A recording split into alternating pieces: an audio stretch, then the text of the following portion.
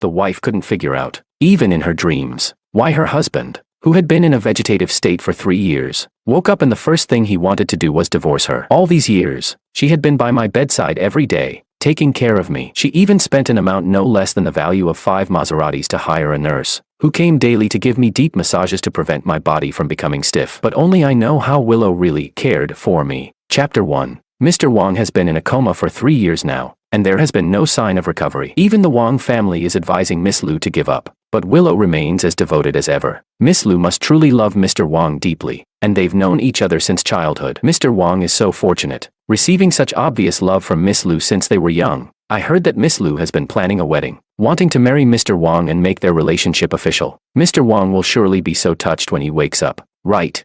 The nurses' voices gradually faded as they continued chatting outside the ward. However, on the hospital bed, my tears soaked the pillowcase. I said, "System, I'm not waking up.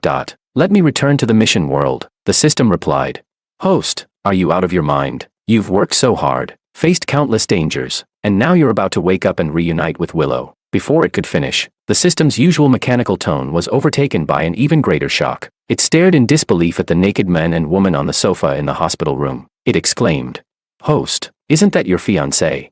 I said, "Yes." I recognized her voice and scent. 6 years ago, the night before our wedding, Willow had suffered a car accident and fell into a coma. I took care of her for 3 whole years. Her injuries were too severe, and she grew weaker by the day. I begged the heavens for her to be spared. In the final moments of her life, the system appeared. It told me that if I earned enough points, I could save her, but I couldn't wait to save Willow. I didn't hesitate to accrue points on credit. When Willow woke up, I became the one in a coma. For these 3 years, in order to repay the massive debt and reunite with her in the present, I threw myself into one SSS Plus mission after another. Disregarding my life, I endured unimaginable torment, holding on only because of my love for her. But on the day I was finally returning with joy, the fiancé I had been thinking of day and night was entwined in another man's arms at my bedside. Willow, who had been lost in physical pleasure, seemed to sense something. Shuddering, her eyes, once blurry with lust, regained their cold indifference. Without a trace of hesitation, she pushed the men off her and stood up to gather her scattered clothes. Makoto sat on the sofa, fully exposed, his eyes filled with sorrow. He said, "Willow, do we have to keep this a secret forever?" Willow put on her clothes slowly, smoothing out the wrinkles in her dress as if she hadn't just been coiling around Makoto like a serpent on the sofa. Willow said, "As long as you're with me, you'll always be my secret lover. If you're not happy, you can end it anytime. My husband's place belongs to George." Makoto's eyes were filled with unshed tears as he pitifully said, "I don't dare ask to be your husband, but as long as I can occupy a small corner of your heart, I'll be content." Willow glanced at his well-built muscles, her expression dark. Then, her cold tone softened with a hint of pity. She said, "We've been together for 3 years. As long as you're good to me, I won't treat you poorly. Once I've given George the heir to the family, I can have a child with you." The system said, "Host, she started keeping a lover right after you left, and it's your brother she's cheating with." I replied, "Willow isn't my fiancé, and Makoto isn't my brother." In the sea of my consciousness, I felt a despair so deep I could hardly bear it. I said, "System, take me away. I don't want to see them anymore." The system, which usually would have been eager for me to spend my life earning points for the main god, now couldn't bear it. It said, "Host, you don't have to leave the world entirely. You can move far away from them and start a new life somewhere no one knows you." I said, "Willow once loved me with her life, but in the end, she fell for Makoto. Soon, she will begin to despise me, just like my parents and sister did. No one in this world will ever welcome me. Let me go." With a heart full of despair, the heart monitor let out a loud, piercing alarm. With a beep, Willow shouted, "George." Willow crawled to my bedside, and when she saw my lifeless face, her heart sank. She frantically pressed the call button and screamed at the door, "Help, someone, please." I said, "Willow and the Wong family will never let me go. Only death can free me from them." My consciousness was slipping into oblivion. The system urgently said, "Host, you can withdraw your wish to save Willow. The points you've earned are enough to change your body." I regained a brief moment of clarity. It said, "Host, if you change your identity, Willow and the Wong family will no longer have anything to do with you. You will have a family that truly loves you. Don't be afraid, host." Chapter 2. The light in the resuscitation room did not go out for a long time. Willow clutched several critical illness notices, slumped on the cold corridor floor all night, her entire being lost, as if suddenly thrown into an abyss. The surrounding silence was eerie, broken only by the chaotic footsteps of the medical staff and the sound of her own racing heartbeat. Her nerves were stretched to the limit. When she heard that not only had I survived, but miraculously woke up, Willow finally burst into tears of joy. She cried all the way as she followed the stretcher back to the ward, holding onto the precious treasure she had almost lost, her head buried deep in my shoulder. Tears mixed with warm breaths fell on my skin. She said, "George, I almost thought I was going to lose you. Do you know? You've been asleep for 3 years. I searched for doctors all over the world, but no one could figure out why you were in a coma. They said it might be because you were too tired. George, I'm sorry. It's all my fault. Please don't leave me again. George." Willow held me for a while, then let go to check on me again, and tightly embraced me once more, over and over again. Afraid that I might vanish, she constantly expressed her love for me. She said, "In these 3 years, I've been worried every moment that I might lose you. Without you, I would die." In those 3,000 small worlds, I repeatedly imagined our reunion. Each time, she would hold me tightly, just like now. I was filled with joy, believing I was about to find happiness. I never imagined I would face such a bloody betrayal. This embrace, which once made me feel infinite affection, now felt like a cold, slippery snake, tightening around me, repulsive and suffocating. She even smelled of Makoto's cigarette smoke, a scent that brought back the filthy words exchanged between the two of them last night. Dirty, too dirty. I couldn't help but push her away, turning to the side to vomit. Willow was frightened, rushing to fetch tea and water, carefully wiping the corner of my mouth, occasionally glancing at me with hesitation, as if she wanted to say something but couldn't. Finally, she couldn't resist and asked tentatively, "Did you hear anything last night?" I raised my head and caught the hint of guilt and panic in her eyes. Does she feel fear too? Then why did she choose to seek excitement right by my bedside? Was she sure I wouldn't wake up, or did she believe I would never leave? The system spoke.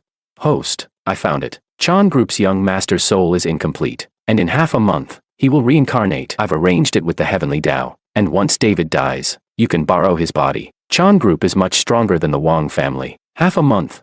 In just half a month, I will change identities." I stared directly at the woman in front of me, who had already recovered her health. Gone was the emaciated, lifeless figure from 3 years ago. I asked, "System, what will happen to her if I retract my wish?"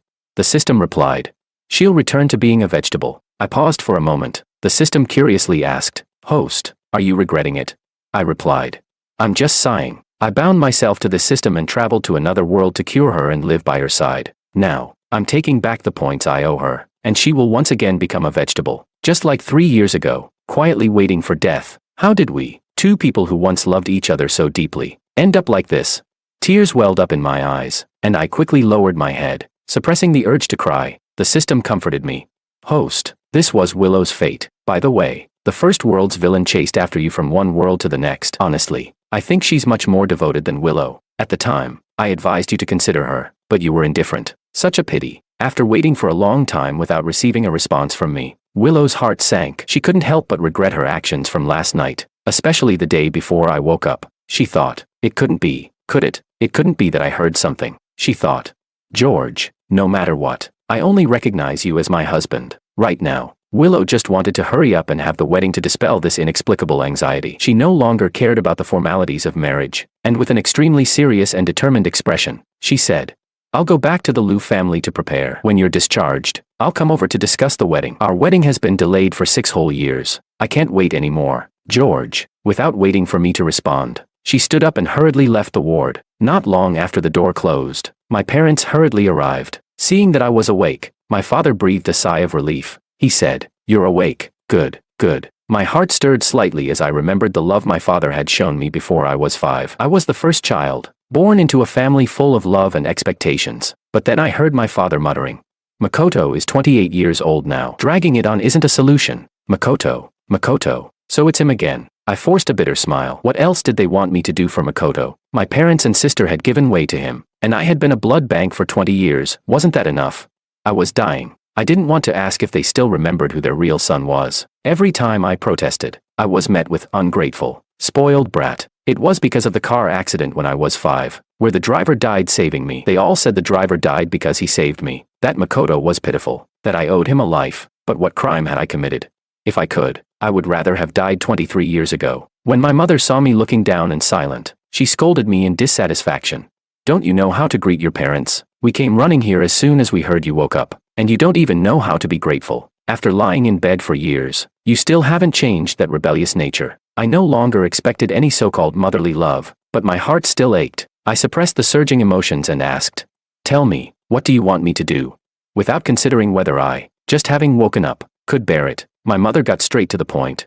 George, I'm not afraid to tell you, Makoto and Willow are together now. You've been lying in bed for years, nearly dead, and Willow didn't dare go public with it. Now that you're awake, let them be together. These words struck me like a hammer, shattering my heart into pieces. So they all knew about Makoto and Willow. My voice was hoarse and sharp, as if blood was spilling from my words.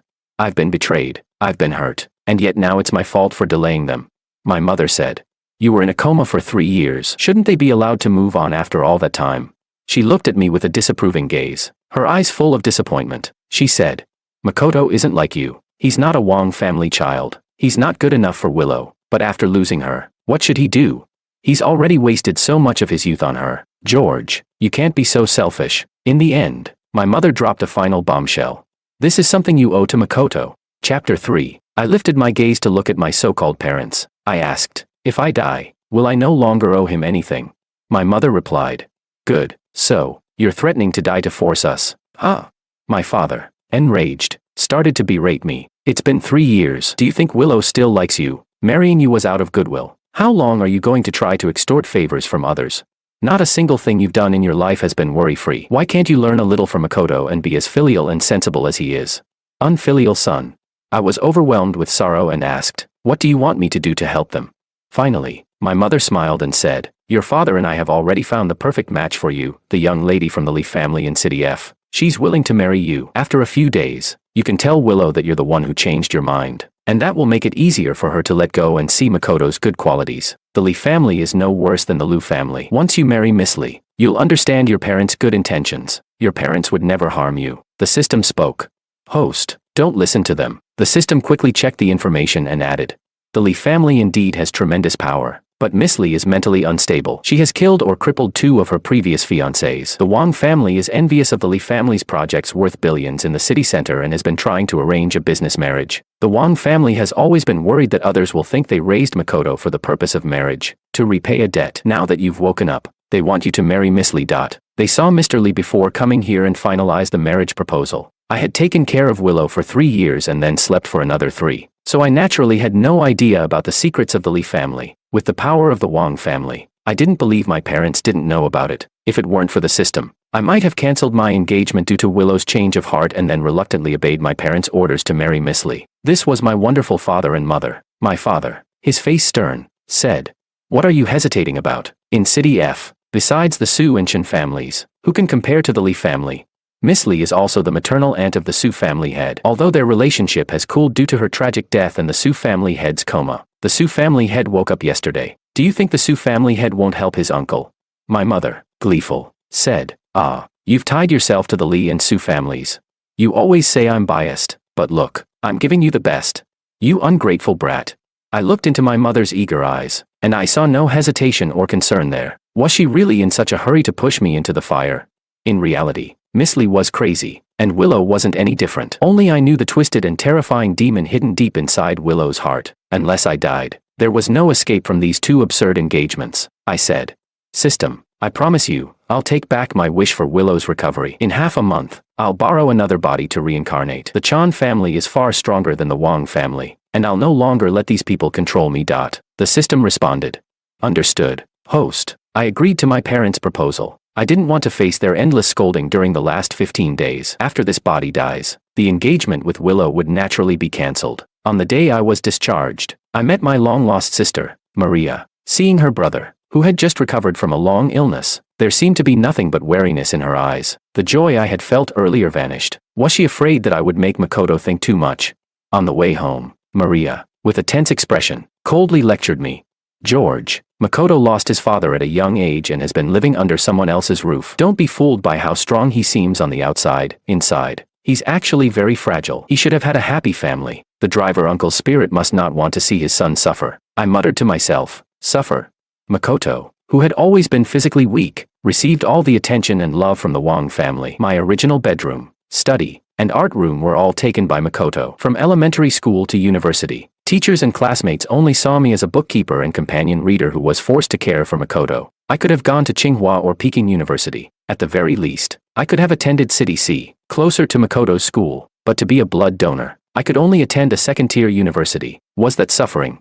I still remember the first time I was forced to give Makoto a blood transfusion. It hurt so much that I cried, and Maria, following me, cried as well and gave me the candy she had secretly hidden. She said, "Brother, don't cry. Maria is here." That candy should have been sweet, but now, when I think of it, it feels so bitter. I forced myself not to let the tears fall, but still, they betrayed me and rolled down my cheeks one by one. I could only lean back in my seat, turning my head to look out the car window. "My dear sister," Maria's cold voice came from beside me. She said, "Don't bully Makoto." Chapter 4. When we arrived at the Wang family home, Makoto had just come out of the kitchen, wearing a soft and harmless smile. He said, "George, to celebrate your discharge from the hospital, I made some dishes. George, please try them." I looked at the dining table, which was piled with seafood, fish, shrimp, crab, scallops, all kinds of seafood. My parents looked on with pride and approval. Not seeing any problem with the dishes, Makoto asked, "Aren't you going to eat, George?"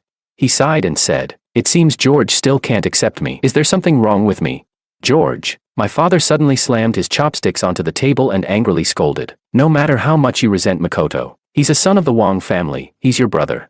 You'll eat, and that's that." My mother shook her head in disappointment and said, "George, you're too willful." Maria frowned even more tightly and said, "Makoto has been busy all day. Can't you at least take one bite to show some courtesy? Is that so hard?" "Yeah, is it really so hard? When I was 3, I was hospitalized and nearly died from a seafood allergy. They had forgotten all about it," I said. "I'm not eating, George." My father jumped up in fury. Before his angry words could spill out, I calmly said, "I'm allergic to seafood. I can't eat this." My father froze, as if he finally remembered the terrifying scene from years ago. Makoto said, "I'm sorry, George, I didn't know." He was so upset that tears streamed down his face, as though he had been greatly wronged. He sobbed, "George, don't be mad at me." The guilt on my father's face evaporated, and he coldly scolded, "Makoto didn't do it on purpose. Why bring it up and embarrass him?" A wave of helplessness washed over me. My body, weakened by muscle atrophy, wavered slightly. I said, "Forget it. I'm tired." I struggled to walk toward my room. I opened the door to find the guest room empty, with its decor changed into a piano room. My mother said, "George, you've been lying in the hospital for years, and this room has been empty all this time. Since Makoto wants to learn the piano, we let him use it." My mother followed me in, looking slightly embarrassed. She asked, "You don't mind, do you?" I quietly asked, "Now that I'm awake, shouldn't this room be returned to me?" My mother, enraged, snapped, "There are other rooms in the house. Look at Makoto, he never fought with you for anything." I sighed. "He doesn't need to fight. He has everything without doing anything." My mother's expression stiffened, unable to hide her discomfort. Maria, who had followed, said in a low voice, "George, what are you making a fuss about now? Are you trying to make things difficult for us, or are you intentionally targeting Makoto?" I stared at Maria for a long time. For a moment, I couldn't even recognize the little sister who used to follow me around like a shadow. After 3 years of deep slumber, the place I once held in her heart had already been taken by Makoto. How could I ever repay Makoto for what I owe him? Seeing the sadness in my eyes, Maria softened her tone. She said, "Brother, you're being too biased against Makoto. He means you no harm. I hope you two can get along well. Also, since you woke up so suddenly, we'll prepare another room for you. Stop causing trouble." I nodded silently, not rebutting. What was the point of arguing? They had never thought of letting me win. In the end, I moved into the small room at the end of the attic corridor, where my old personal belongings were carelessly stacked in a corner. The crystal ball had been broken for who knows how long. The liquid inside long dried up. The small castle model had rolled off and was crushed. It was a gift from my sister. I still remembered when she was only 3. She told me that one day we would build a big castle and live together. I picked up the broken crystal ball, turned on the switch, but no music played. I should have realized this earlier. 23 years ago, this home was no longer mine. In the corner were many things I had cherished, symbols of the family bonds and love I had once clung to. They had all moved on, while I remained stuck in the past. It was time to let go. I found a burlap sack and started putting those items inside. Dragging them to the yard, I brought over an iron barrel, put in some of the more flammable items, and set it on fire. The smell of burning reached my father,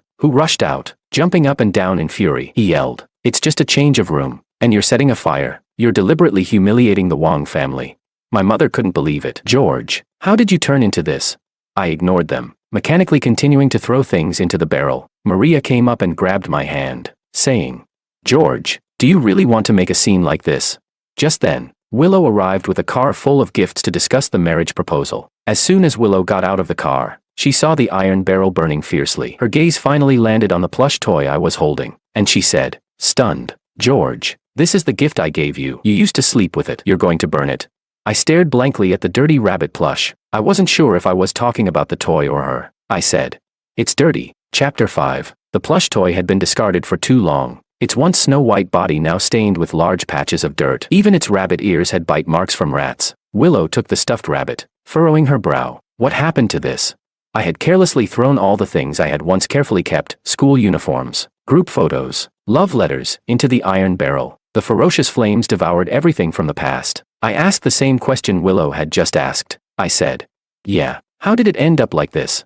Willow didn't see the photos or letters, but she did catch a glimpse of the corner of the uniform and assumed I was really burning those old things. She casually threw the stuffed rabbit into the fire as well. She said, "If you're burning it, then just burn it. I'll buy you a new one." Before the toy could burn completely, Willow eagerly dragged me to look at the list of dowry items: luxurious houses, cars, jewelry, antiques, and calligraphy. She had added a fortune's worth of dowry over the past 3 years. Willow handed the list to me, her voice light and bright. "George, all these dowries are yours to keep. When we get married, everything of the Liu family will be yours. If it weren't for needing to pick an auspicious date, I'd want to marry you today." Willow's eyes sparkled with excitement. For a moment, I saw the girl from when she was 18, her cheeks flushed, stammering as she confessed her love to me. If I hadn't overheard her and Makoto's intimate conversation, I might have believed that she truly loved me. "Willow, how did you end up cheating?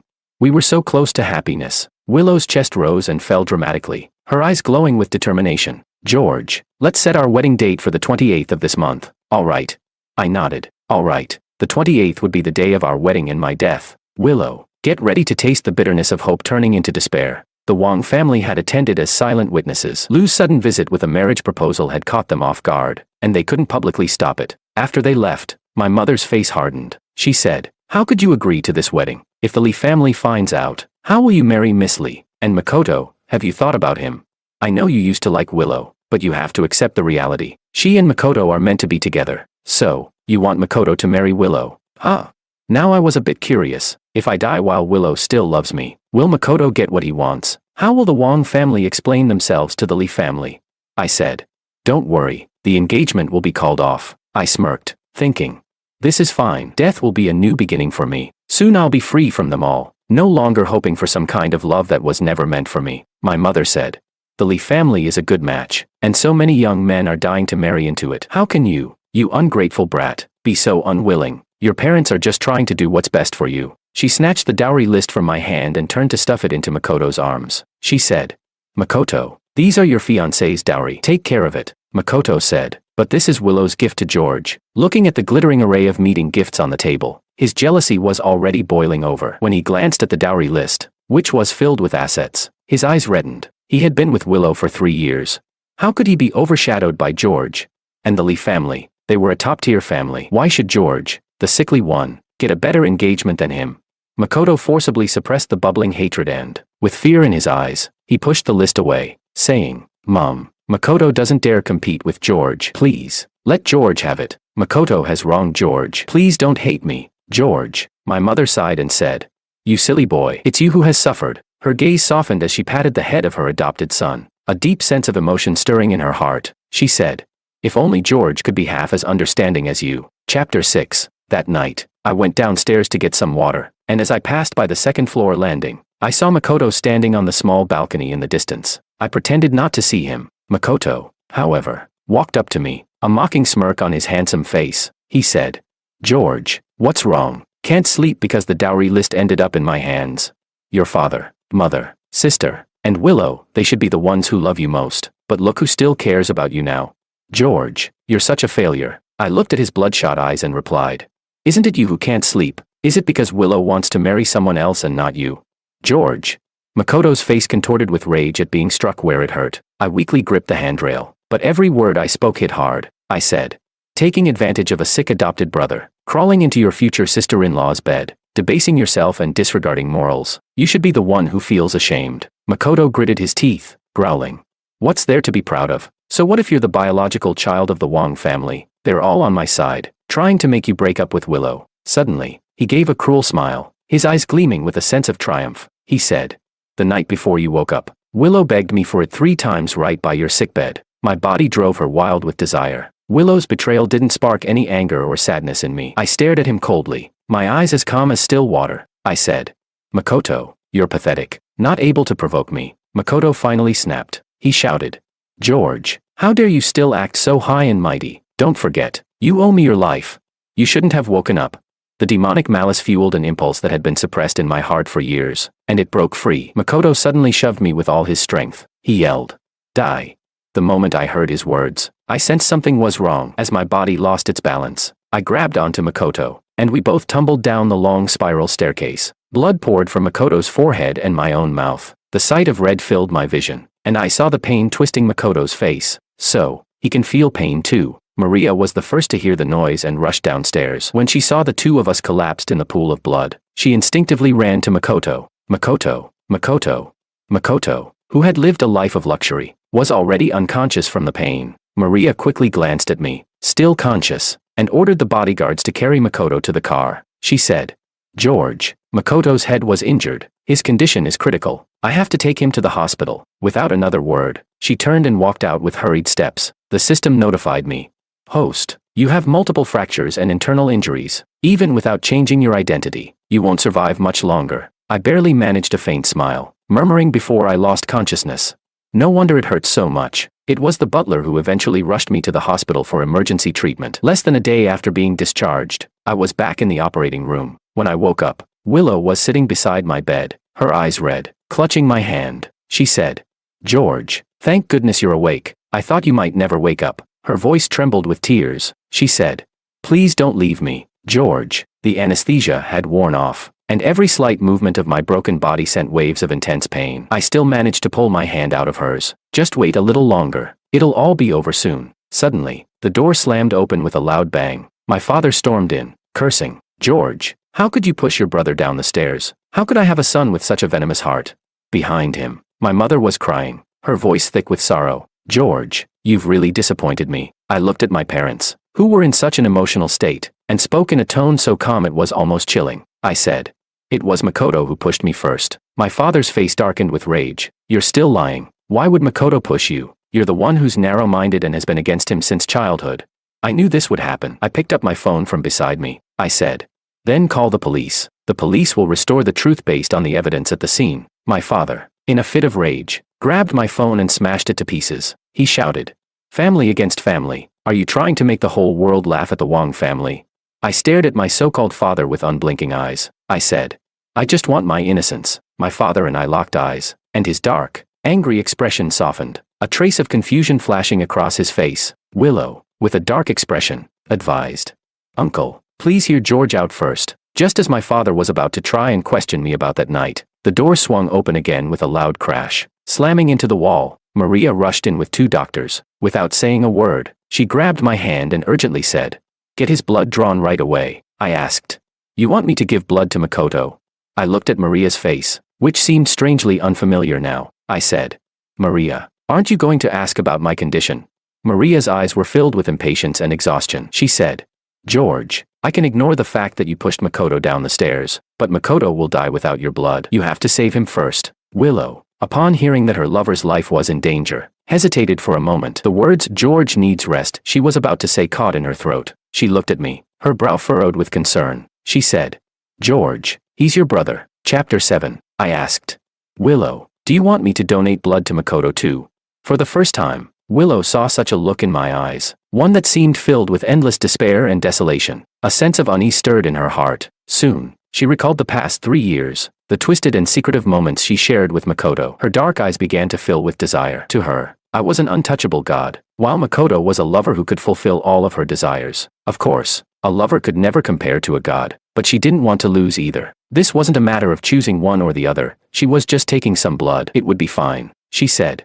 Anyway, your brothers. Willow instinctively avoided my gaze, saying, There are doctors here. You won't be harmed. I'll make sure you're taken care of. I'll have the butler prepare some nourishing soup to replenish your energy and blood. With that, Willow picked up her phone and walked out of the room. I should have been angry, but my body wouldn't allow me to feel that way. It was as if all the energy had been drained from me, and I lay in bed, staring blankly at her retreating figure. I remembered when I was 6, Makoto had killed my cat by accident, And when I went to my parents to report it, all I got was scolding. I refused to accept it, crying and throwing a tantrum, only to be met with a cold slap instead of my mother's warm embrace and soothing words. I ran away with my school bag, and it was Willow who found me. She took my hand and promised she would grow up quickly, provide me with a warm home, and take care of many cats. She broke her promise. After Willow left, my mother no longer hesitated. She said, "Don't you feel fine now? Why not donate some blood to Makoto? He's injured his head. His health has always been fragile. I think you're just stalling to let Makoto die."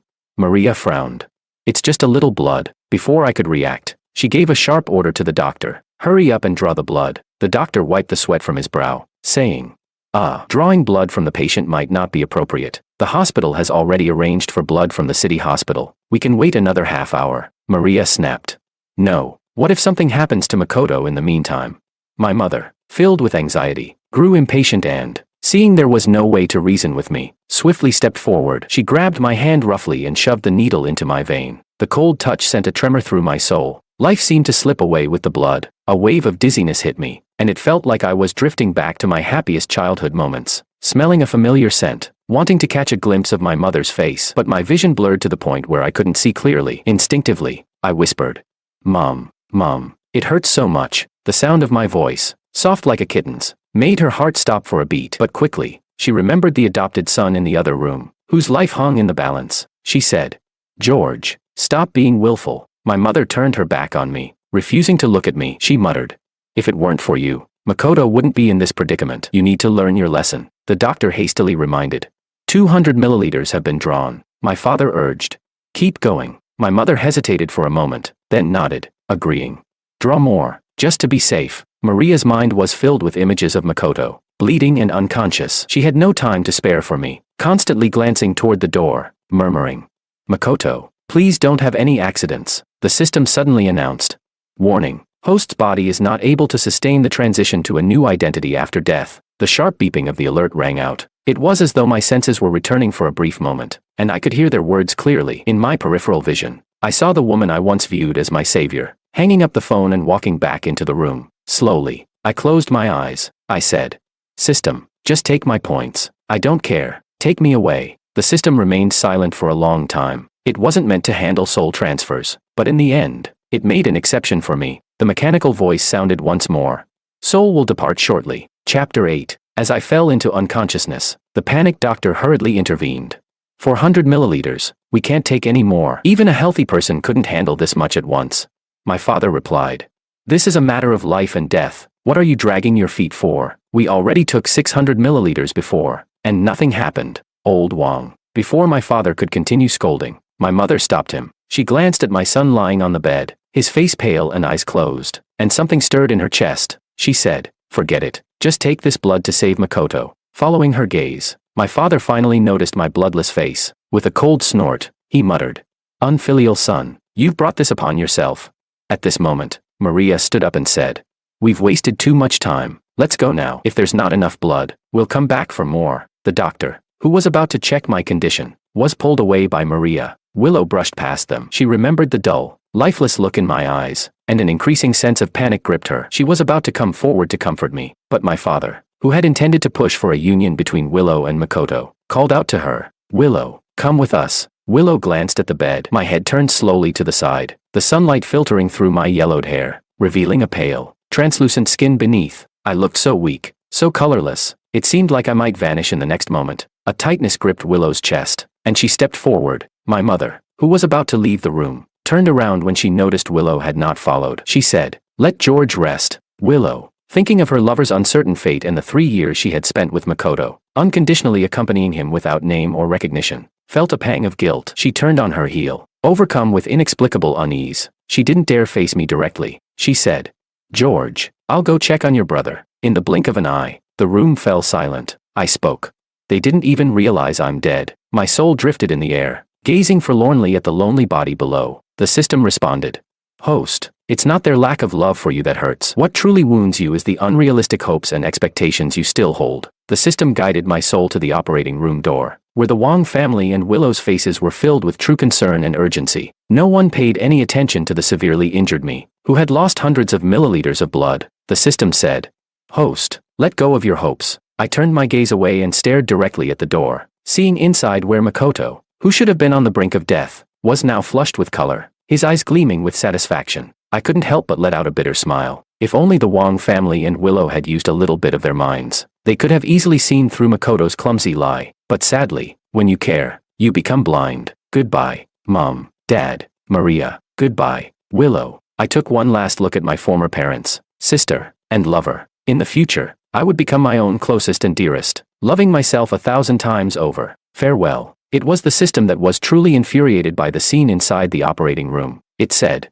On the day the host woke up, Maria installed surveillance cameras on the corridors and staircases of every floor of the Wong house. The system can hack into major social platforms and expose the footage. Maria had probably installed the cameras because she feared I would harm Makoto. But in the end, it had captured Makoto's crimes. I found it all absurd. Sleepiness washed over me, and though I still had time before I could borrow someone else's body, my remaining points were insufficient to keep my soul clear. I slowly fell into dormancy. Before I fell asleep, I gazed at the system that had accompanied me through countless lives, feeling a bittersweet gratitude. I said, "Thank you, system." In the end, the system sought justice for me. I suppose I wasn't that miserable after all. Chapter 9. The moment George fell into complete slumber, Willow seemed to sense something. As though something crucial had been violently ripped from her life, she frantically looked into the emptiness. She cried out, "Don't go." Maria, with a complicated expression, tried to reassure her. "Makoto will be fine." Willow opened her mouth, but no words came out. Not long after, Willow and the Wong family's phones began ringing incessantly. They soon discovered that the Wong family's surveillance footage had leaked and was trending on social media. Confused, Willow opened the video sent by Lu's mother. Makoto's voice came through clearly. He said, "George, what's the matter? The dowry list ended up in my hands, and now you can't sleep." Willow murmured, "Dowry." Her tone shifted from calm to cold. The Wong family didn't have time to address her. They were staring at the screen in shock. In the dim footage, Makoto's eyes, gleaming with malice, were especially unsettling. Wong's mother took a step back and said, "Is this Makoto?" The video kept playing. Makoto spoke again. "The night before you woke up, Willow clung to me by the bedside and had me 3 times. My body made her lose her mind." Willow screamed.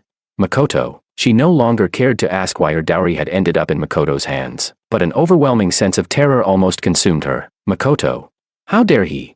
Maria had long known about the affair between Makoto and Willow, but hearing him say it so plainly still made her heart ache. However, Willow's reaction chilled her even more. Maria said, "Sister Willow, Makoto likes you so much. If it weren't for you." At that moment, the screen showed Makoto violently shoving George. He cursed. "Die." Maria's eyes widened as she saw George, in the instant of falling, drag Makoto down the stairs with him. Her face turned pale, and she collapsed onto a bench in the hospital corridor. How could Makoto do this to her brother? She had personally installed the surveillance cameras, but she hadn't watched the footage. Assuming it was George who pushed Makoto, Maria pulled at her hair in anguish. She muttered to herself, "Why did this happen? Makoto has always been kind and gentle." Wong's father, staring at the scathing comments online, grew darker and darker. Finally, in a fit of rage, he shouted, "It must have been George who leaked the video. He's completely ruined the Wong family's reputation. Unfilial son." He turned and stormed toward the hospital room. Just as he reached the door, the doctor ran out, looking like he had seen a ghost. He bumped into them and, in a panic, shouted, "Mr. Wong, Miss Lu, it's bad. Mr. Wong has passed away." "What did you say?" Willow's eyes turned bloodshot with a terrifying fury as she grabbed the doctor by the collar, demanding, "Who died?" "He just woke up." The doctor was near tears as he said, "Mr. Wong, he's really gone." My mother, who had just caught up, heard the news and nearly collapsed. Wong's father swiftly supported his wife. Wong's mother gripped his hand tightly, her lips as white as paper. She muttered, "Gone." Wong's father's face turned an ashen shade as he snapped. He's had over 20 years of blood drawn from him. How could he just die so easily? He turned, his anger flaring as he shouted at the doctor, "How much did George pay you? How dare you help him lie to his parents? Are you trying to avoid my investigation into this family scandal? Unfilial child." The doctor, trembling after Willow threw him to the ground, hesitated, unsure what to say. This was a private hospital owned by the Wong family, and there were some things he wasn't supposed to question. He said, Mr. Wong had lost too much blood. His body couldn't withstand. His expression, too genuine to be fake, made Willow's blood run cold. She could no longer bring herself to enter the room, her rage boiling over as she raised her hand to slap the doctor. She yelled, "Don't you dare curse him. He won't die." The scene descended into chaos. Wong's father struggled to support his limp wife as he stormed into the room. Throwing off the white cloth that covered my body, he yelled, "George, enough of this. Get up." But his anger froze on his face, replaced by shock and fear. Wang's mother, submerged in an overwhelming wave of terror and regret, couldn't breathe. The air around her felt suffocating, and though her mouth opened, she couldn't draw in a breath. The anxiety that had plagued her for so long turned to physical pain. Her mind was filled with the faint, heartbreaking whispers of "Mom" from George. How much pain must he have been in? Finally, Wang's mother cried out in anguish, "George!" Willow, who had been outside the room, heard the heartbreaking cry. Her face, already flushed with rage, turned pale as paper. The hand she had raised in anger seemed frozen in midair. She didn't know how she ended up inside the room. By the time she entered, Wang's father was desperately trying to lift his wife, but she had no strength left in her legs. She couldn't stand. In the end, she collapsed over my cold body. Tears the size of raindrops fell from her eyes, landing on my lips. She trembled as she stroked my stiff face, unable to believe that "Mom" was the last word I had spoken. Her voice was hoarse. "Mom just wanted you to save Makoto. Why did you have to leave? George, wake up." She pressed her cheek against my forehead, trying to warm me, but the coldness sent a tremor through her body. With tears in her eyes, she said, "I'll never scold you again. Please, don't scare your mother." George. She had sworn to give her son the best of everything in life, but somewhere along the way, she had come to feel that her son didn't understand, that he wasn't as considerate as the adopted son, and she had withheld even the smallest affection. Even in the last days when George was awake, she had only given him endless scolding, and now, her son was dead. The unbearable memories became sharp shards, tearing through her body, dragging her down into a pit of guilt. She remembered how George had been when he was born, small, soft, quietly lying in her arms, filling her heart with joy and love. She had promised to protect him, but now, he had gone ahead of her. She had been the one to insert that deadly needle into his veins. Choking on her words, she whispered, "What have I done to you, George?" Willow stared blankly at the cold body on the bed. In the midst of her heart-wrenching cries, her knees crashed to the floor, her heart feeling like it was being squeezed by an invisible hand. The pain so intense that she wished she could die right then and there. "George." Willow crawled toward the bed, but the distance seemed insurmountable. She reached out to touch him, but only her fingers met the ice-cold tips of his. This was not the warmth of a living person. Grief obliterated her completely. She sobbed. "You're just joking with me, right? George, how could you leave me? Without you, I'll die." "George, we were about to get married." At the door of the room, Maria had finally prepared herself to apologize to her brother, Makoto, and ask him why he had leaked the video. She even thought of having him admit at the press conference that it was all a prank, but the scene before her left her stunned, her head spinning. Her brother had died. Maria, dazed, walked to the bedside, but before she could even see her brother's face, Willow, like a frenzied beast, jumped up and grabbed her. She yelled, "It's your fault he died." Willow slapped Maria's face repeatedly, accusing her, "You drained George's blood." Maria, her teeth knocked out by the blows, glared at Willow. Her eyes were bloodshot, her pain and regret turning into overwhelming hatred. She shouted, "You killed my brother. If it weren't for your affair with Makoto, my brother wouldn't have died. You shameless troublemaker, you're the one who drove the brothers apart." "Shut up." Willow lost all reason. They struggled fiercely, both determined to harm the other. It wasn't until Makoto's attending physician arrived to break up the fight that they stopped. He looked at the bruised and battered women, and instinctively swallowed. The doctor said, "Makoto still needs more blood." Chapter 10. Blood. Willow staggered to her feet and limped towards the doctor. She had been beaten to a pulp by Maria, with crimson blood hanging from the corner of her mouth, making her look like a vengeful demon. She asked, "Does he still need blood?" The doctor trembled. "Makoto has aplastic anemia," and he bumped his head again. "Naturally, he still needs more blood transfusions." Willow asked again, "How much blood does he need to survive? Are you trying to kill George? George is already dead. Will you not even leave the dead in peace?" After watching the video, Willow finally understood with a piercing heart that Makoto was not as fragile and harmless as he had appeared in the past. And for such a cunning and ruthless man, she had betrayed George. The doctor figured out the cause and effect. Shivering in fear, he said, "I wouldn't dare let Mr. Wang give blood. Mr. Wang is already seriously injured." Willow's throat filled with a metallic taste. The doctor had advised against letting the patient donate blood, but she had insisted. She had ignored his pleas, extinguishing the last spark of light in his eyes. He had still had a chance to be saved, but she had abandoned him to visit Makoto. She had killed her beloved with her own hands. He had died alone right there. Willow clutched her aching chest and coughed up a mouthful of blood. Mrs. Wang screamed, "Come back. Yes, come back." Her mind was in a bit of disarray after seeing Willow spit blood, and she couldn't help but recall her son's words. She shoved her husband aside and ran out of the room. At this moment, Willow only felt hatred for Makoto. The unbearable sorrow almost made her collapse. She had to lean against the wall, following Mrs. Wang as they rushed toward the operating room. Open the door. With the boss's orders, the operating room door opened easily. Makoto, lying on the operating table, had already heard the commotion outside and was pretending to be unconscious. Mrs. Wang saw the blood bag almost drained and rushed over, ripping at the needle, its tip tearing through Makoto's skin. Blood poured out like a venomous snake's tongue, twisting and curling. She shouted, "This is George's blood. Give it back." Her long nails dug into Makoto's wound, sending agonizing pain through his body. Makoto endured the pain without letting his expression become too grotesque. He pretended to wake up casually, looking around in confusion and asking, "Where am I?" Makoto.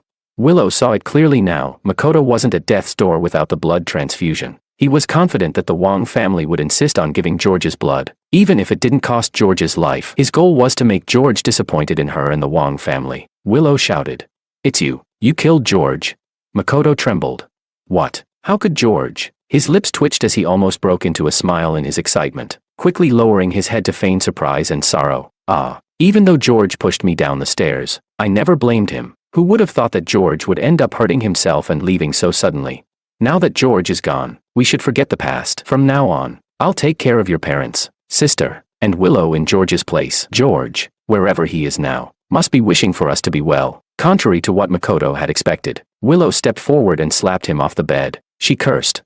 "Take his place. Do you even deserve that?" Makoto crashed to the floor, stunned, clutching his swollen cheek, and looked up at the woman who had once been his lover, the one he had spent countless nights with. Makoto said, "Can't you let go of George? He's dead."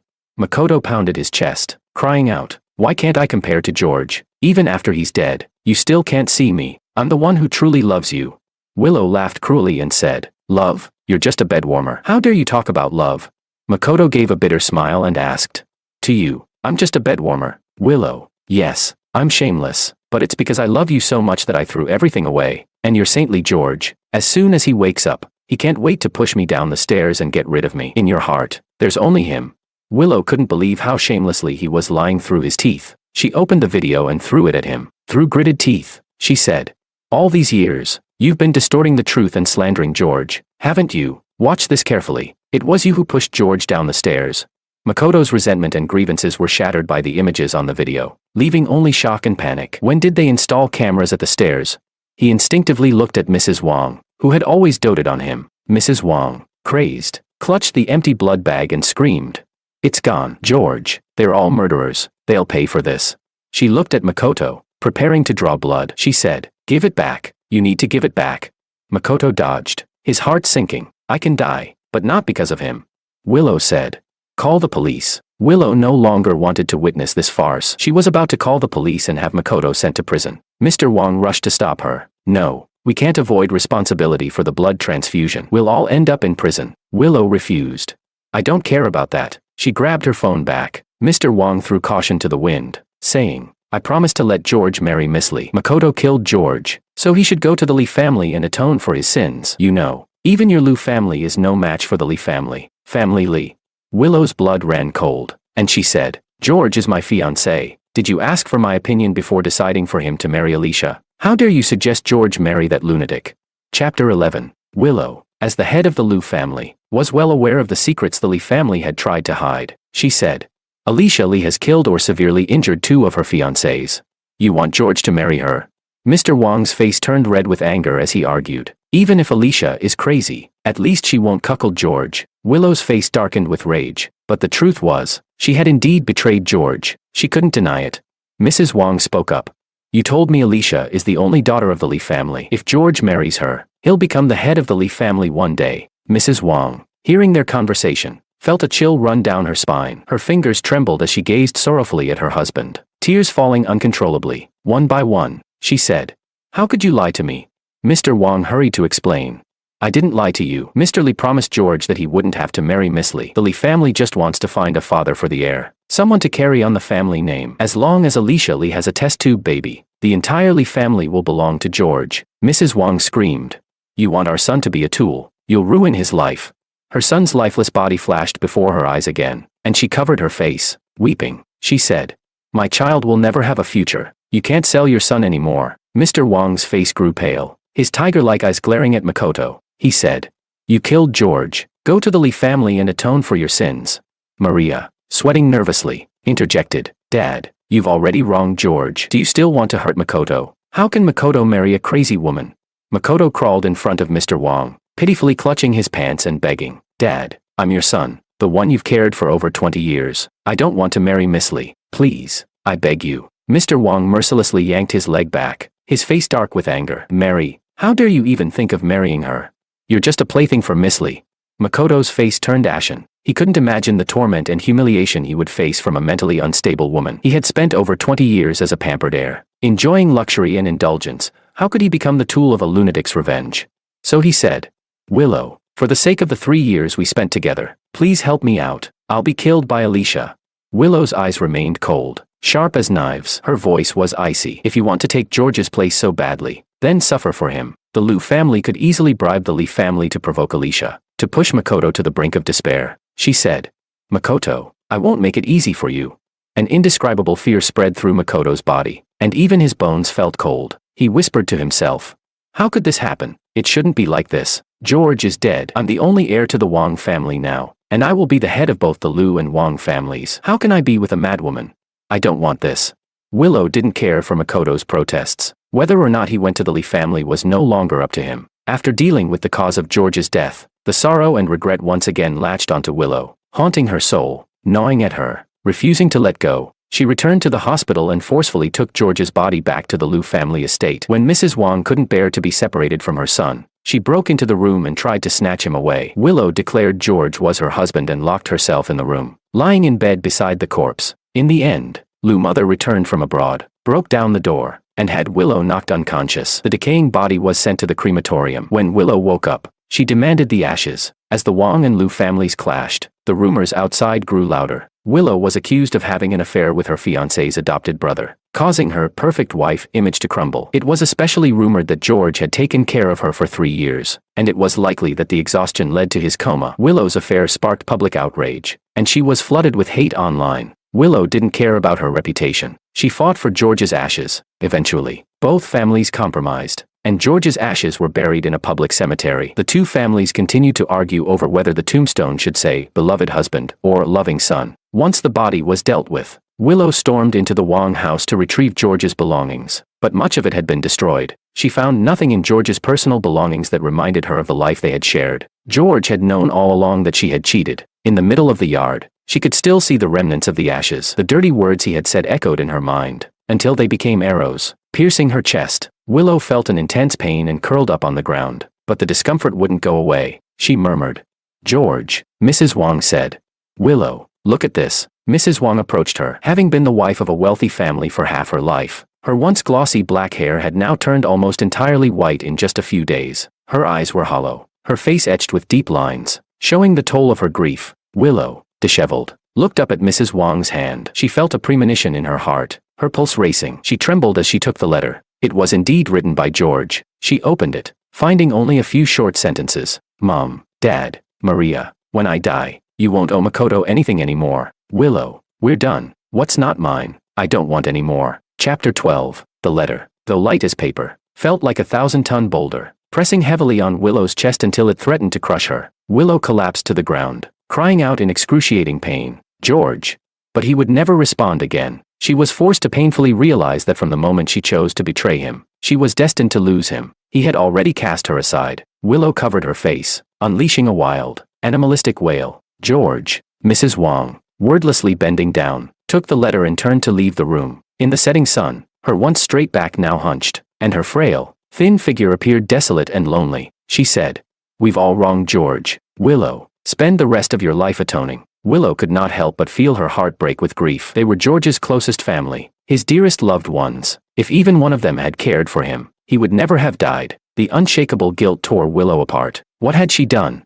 Willow didn't even remember how she got home. All she knew was that if she had any clarity at all, the suffering she had caused George would feel like sharp saw blades pulling at her heart, leaving her bloodied and never stopping. Willow shut herself off from the world, using alcohol to numb the pain. But from some day on, she began to be tortured by bizarre nightmares. The dreams didn't stay confined to the present day. They spanned ancient times, fantasy realms, martial arts, chaotic eras, apocalyptic futures, and even the decades of the 20th century. No matter which dream she found herself in, she was always the cannon fodder. Over and over again, she was used, betrayed, and trampled. It seemed like an inescapable fate. Yet reality was even more terrifying. Willow couldn't face the pain of having killed her beloved with her own hands. And so she sank into the illusions, being repeatedly abused. Physical pain was better than the ache in her soul. After dying countless times, Willow returned to the starting point of the dream, once again becoming the expendable pawn. In the dream, she fought fiercely against fate, enduring even heavier insults and hardships than before. Willow felt like an outsider, but she could truly experience the suffering of the dream's protagonist. In the end, she changed her fate, but instead of joy, she felt only sorrow. Willow had witnessed her father's death when she was young. She and her mother had been oppressed and humiliated by her uncles and other relatives. She had endured great suffering, hiding her talents to eventually reclaim the position of head of the Liu family. Her resilience could not be denied. Yet, in those countless dreams, she still chose to follow destiny and became the stepping stone for the protagonist. What was the point of all this struggle? Why had she suffered so much? Willow watched helplessly as she was knocked down over and over. Just when she thought she would give up, she stood up again and again. Her heart slowly went from numbness to feeling. She walked all the way to the final dream, where two souls were violently pulled from their bodies by a force. She saw George. She cried out, "George, did you finally come to see me?" Willow rushed toward him, but as she got closer, his soul transformed into a sky full of stars. Only when she fell did it reassemble. She couldn't touch him, couldn't hold him. Willow gazed at his elusive figure, tears streaming down her face. She choked. "George, don't leave me." George's eyes shone brightly as he spoke with excitement. "I've completed all the tasks, changed the fate of 3,000 cannon fodder, and even changed the destiny of your early death. I can finally come back to you. Willow, we'll be happy, won't we?"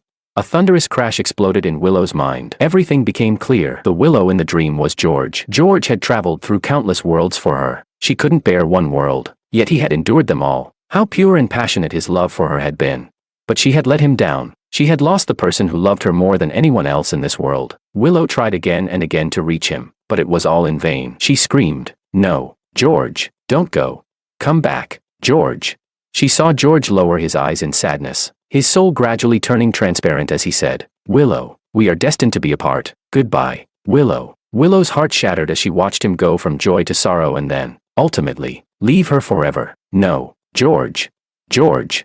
Willow screamed as she awoke from the nightmare, her heart broken to realize that she had returned to reality. "George, I need to find George." Liu mother rushed into the room and saw the bottles scattered on the floor. Enraged, she slapped her daughter twice. Willow refused to calm down, struggling to stand and grabbing her mother's shoulders, her eyes bloodshot. "Mom, it was George who saved me. It was him who kept me alive. He has a system. He won't die. I have to find him."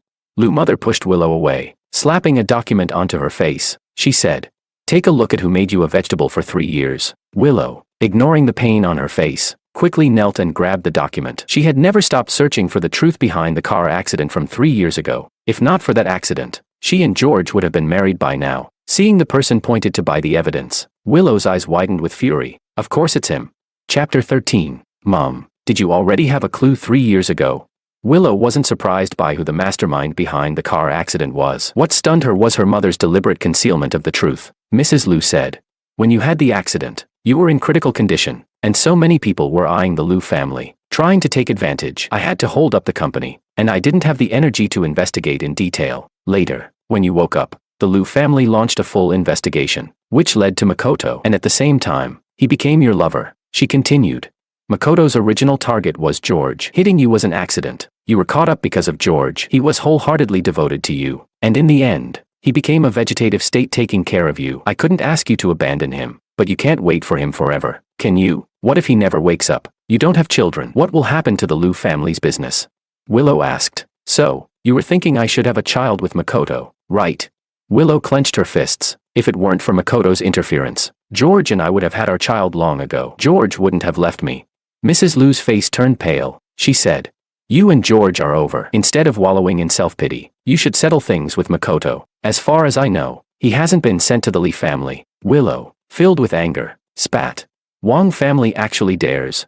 Anger and resentment surged within Willow's chest. Makoto killed George. The Wang family ruthlessly forced their own son to marry Alicia. Yet they couldn't bear to part with Makoto, their adopted son. Willow immediately drove to the Wang family to confront them. The result was Maria was pregnant. Pregnant? Willow couldn't wrap her head around it at first but then sneered. "You scold me for being shameless. Yet the Wang family's precious daughter is no better, sleeping with a man and getting pregnant. I don't care how many children Maria has. Makoto must go to the Li family." The Wang family is doing just fine, yet you dare to hide him away. Don't even think this will just blow over. Willow, holding back her discomfort, reached for Makoto. She said, "Come with me, we're going to the Lee family." However, Maria quickly pulled Makoto to her, shielding him with her body. Willow's face darkened. "Maria, get out of the way. Makoto must go to the Lee family to atone for his sins." Willow didn't hesitate, intending to forcibly drag Makoto away. Maria, having to protect both her belly and Makoto, urgently said, "Willow, what are you doing? If you take Makoto, what happens to my child?" The air was thick with silence. Wang father, his face red with shame, clenched his teeth in anger. He said, "This ungrateful daughter has Makoto's child. The Lee family is furious, thinking we are deliberately insulting Miss Lee. The Wang family has suffered a huge loss." Willow could hardly believe it. Her gaze turned like a blade and aimed directly at Maria's belly. She snapped, "He killed your own brother. You actually slept with him. Maria, you're out of your mind." Maria snapped back. "What do you want me to do? I'm carrying Makoto's flesh and blood. I don't have a brother anymore, and now you want my child to grow up without a father." Willow spat. "You don't deserve to call George your brother." Wang father shouted. Incest between siblings. The Wang family's reputation has been destroyed by these two beasts. The more Wang father thought about it, the angrier he got, cursing under his breath. Willow's knuckles turned white as she gripped her hands too tightly. Unable to hold back anymore, she raised her hand to slap Maria. Wang father stepped forward to block, saying, "What's the use of hitting them? George is dead. The Wang family has been battered by the Lee family, and we're done for. Besides, Maria has made up her mind about Makoto. The child in her belly is the only heir of the Wang family. If something happens to Makoto, what will happen to them? This matter ends here." Willow's voice was cold. "Ends here?" Willow felt a deep chill at the Wang family's indifference. She said, "Makoto killed George, and you, as George's father, actually agree to let Maria have the murderer's child. You're not worthy of being George's family." Neighbors outside the villa rushed over, gossiping and pointing fingers. The usually proud Wang father had his face flushed red, unable to hold his head high. He muttered, "Let's go inside and talk." Willow shook off his hand, her eyes cold and filled with venom as she glared at them. She gritted her teeth and spoke through clenched jaws. "From now on, the Wang and Lu families will never rest until one of us is destroyed." Chapter 14. The Wang family was originally slightly weaker than the Lu family, which was why they tolerated Willow's entanglements with both brothers and even allowed Makoto to marry her in the end. Later, the Lee family was humiliated twice over Miss Lee's incident, severely punishing the Wang family. Despite this, the Wang family's power was now on par with the Lu family. Willow's image of a loyal lover collapsed. She began drinking heavily and ignoring her responsibilities. Her ambitious uncles and aunts returned, and the Lu group faced internal and external troubles. At this critical moment, Willow declared war on her longtime ally, the Wang family. The interests of the two families were deeply intertwined. The Wang family was heavily wounded, and the Lu family didn't fare any better. Willow paid no attention, attacking the Wang family like a mad dog, while Maria, in order to protect her husband, showed no mercy either. At the same time, as the Wang and Lu families tore each other apart, I had successfully borrowed the corpse of Chan family's young master, David, and revived him for 3 months. In front of the canvas, a tabby cat lazily curled up by my feet. I focused on my painting, undeterred by fatigue. The system spoke. Host, David, though naive like a child, has a great talent for art. The Chan family specifically hired several internationally renowned masters to teach him how to sketch, paint in traditional Chinese style, oil paint, watercolor, and more. Master Chan's painting skills, which he has practiced for over a decade, have now become muscle memory. Why bother with all this effort? I didn't stop painting, replying earnestly. System, these skills are not truly mine. Only through continuous practice can I truly master them. Besides, I want to capture the stories from the past 3,000 small worlds, the 3,000 lives that were trampled by the protagonist and perished innocently, those who had given their all, wishing to change the past. They were pure and kind-hearted people, I said. They deserve to be seen. David. It was late at night when Mrs. Chan entered with a cup of warm milk. Her gentle and loving gaze always focused on me. She softly said, "David, it's time for bed." "Thank you, Mom." I took the milk and drank it slowly. When I first woke up, I had a hard time adjusting and didn't dare call Ms. Chan Mom, but her tender, motherly love made me let down my guard. I was so lucky to have been reborn in the Chan family. I had asked about the whereabouts of the original owner. The system answered. The Chan couple has lived a life of kindness, and their virtuous deeds protected David's reincarnation into another happy and wealthy family. The host need not worry. The system has arranged the heavenly Tao, and the Chan family will never notice any abnormalities. From now on, you are David himself. My mother gazed at me absent-mindedly, lovingly caressing my soft hair. She said, "David, you used to be like a child, And I always worried that after your father and I pass away, your sister wouldn't be able to protect you, even if she could. Once she has her own family, how much energy would she have left to care for you? I could never feel at ease. Fortunately, heaven has shown mercy. She choked up a little, her eyes shimmering with a soft glow. Tears began to fall as she said, David, you've finally grown up. Even if I'm no longer around, I won't have to worry about you being bullied anymore. Feeling her overwhelming love, my heart ached. For the first time, I gathered the courage to hug her. I called out, Mom. She froze for a moment, then both laughed and cried, tightly returning the embrace. David, my child, I've finally waited for this day. Outside the door, my father and sister rushed in after hearing the noise. My father, eyes red, stepped forward and wrapped his arms around my mother, saying, all right, it's a good thing David is recovering. Don't cry so much. But my mother cried even harder. I just feel so sorry for David. Our David doesn't know how many people used to mock him as a fool. Just like Miss Lee from the Lee family. The Lee family is ruthless, and yet people still say Alicia is crazy. My father wiped the tears off my mother's face tenderly. He comforted her. It's all right. Our David is getting better. If anyone dares call him a fool again, I'll never forgive them. My sister walked in with a smile. She said, since my brother's better now, let's take him out for a walk. Let everyone see. My brother is not a fool. You. My mother lightly slapped my sister on the shoulder. What do you mean, take him for a walk? Your brother isn't a donkey or a horse. My sister quickly acted cute and apologized. Mom, I'm sorry. I meant to take my brother out and amaze everyone. She grabbed my mother's hand, her face full of pride. Mom, you have no idea. After the board of directors saw my brother's paintings, they were absolutely stunned. They rushed me to buy the copyrights right away. They've all decided to publish the comics and distribute them. They're sure it'll be a huge hit. If they find out the author is my brother, they'll be terrified, won't they? Hearing this, my mother wiped her tears from the corners of her eyes. She said, my David has finally had his hard times come to an end. The scene before me stirred my heart deeply. I had already given up on expecting familial love, but now I realized how wonderful it felt to be cared for. I made up my mind. I would protect the Chan family on behalf of the original owner. No one would harm my family, not even a bit, my mother said. Recently, there have been some auctions and concerts, but they're too small in scale. She began worrying about my first appearance in the social scene after my recovery, saying, Sai, we didn't even have time to get you a proper suit. My father thought of something and said, next month is the Su family's patriarch's 80th birthday. Celebrities from all over F City will attend. How about we take David there? My mother clapped her hands and smiled. Sure, that way everyone will know David is fully recovered. Speaking of which, it's quite a coincidence. The head of the Su family, Anna Su, also woke up suddenly 3 months ago. She woke up not long after David. Anna. Upon hearing this familiar name, I couldn't help but be struck with realization. The first World's Awakening villain NPC, who later appeared in every world in different forms, always carried the name Anna. Was this a coincidence? Chapter 15. Willow burst into the study, where the nearly 60-year-old Lu mother was frantically trying to clean up the mess her daughter had left behind, desperately attempting to save the Lu family from collapse. Seeing her irresponsible daughter, she was enraged and snapped. I told you the truth about the car accident to give you something to do, not to make you an enemy of the Wang family. Are you trying to drag the whole Lu family down with you?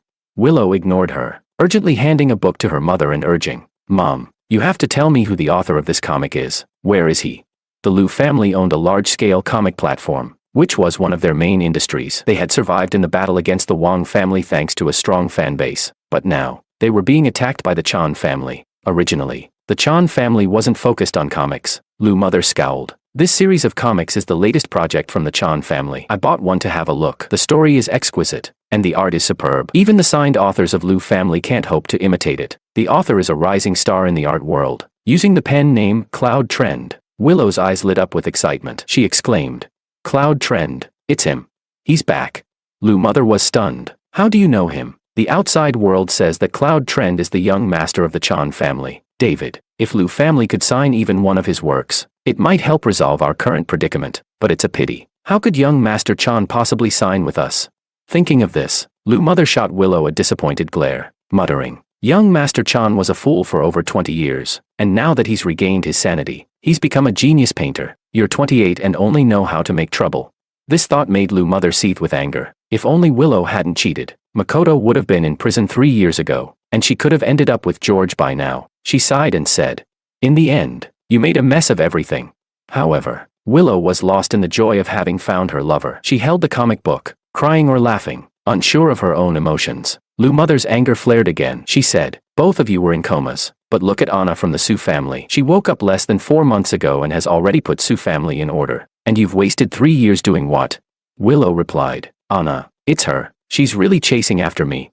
It was as if Willow had been hit by a shock, and she shouted in panic, we can't let that person meet George. Where is David? I need to see him. Lou mother frowned deeply, saying, George is dead. Willow declared. David is George. Willow clutched the comic book, where all the stories drawn were the very ones she had experienced in her dreams, or rather, the 3,000 tasks that George had truly completed. Only he could have drawn them, she said. I need to see him, and I want his forgiveness. Lou mother broke into a cold sweat. She said, I think you're too heartbroken and have lost your mind. How could young Master Chan and George be the same person? Willow shook her head. It's him. Her face was full of excitement and fanaticism as she tried to rush out. Lou mother was utterly exhausted. She ordered people to forcefully lock Willow up. Willow shouted, let me out. I need to see George. Willow was like a wild animal, kicking the door with all her might. Mom, I need George.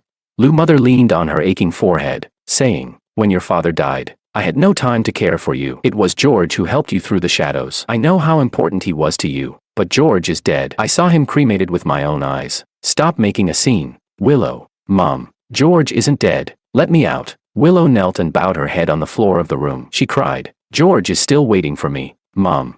He loved me so much, he wouldn't leave me, Mom. How could Lou mother believe such absurd words? She became more and more convinced that her daughter had lost her mind. Suppressing the sorrow in her heart, she said, Willow, calm down for now. Mom is doing this for your own good. If you upset young Master Chan, Lou family won't be able to protect you. Chapter 16. My sister said, don't be afraid, brother. I'm here. Inside the car on our way to the Sue family's old residence, my sister noticed my silence and, in an attempt to lighten the mood, waved her hand playfully and said, whoever dares to upset my brother, just watch me slap them. I chuckled and replied, I'm not afraid. I'm just thinking, the head of the Sue family just happens to have also become a vegetable 3 years ago. My sister scratched her head and asked, why also? Who else? My heart skipped a beat. How careless of me.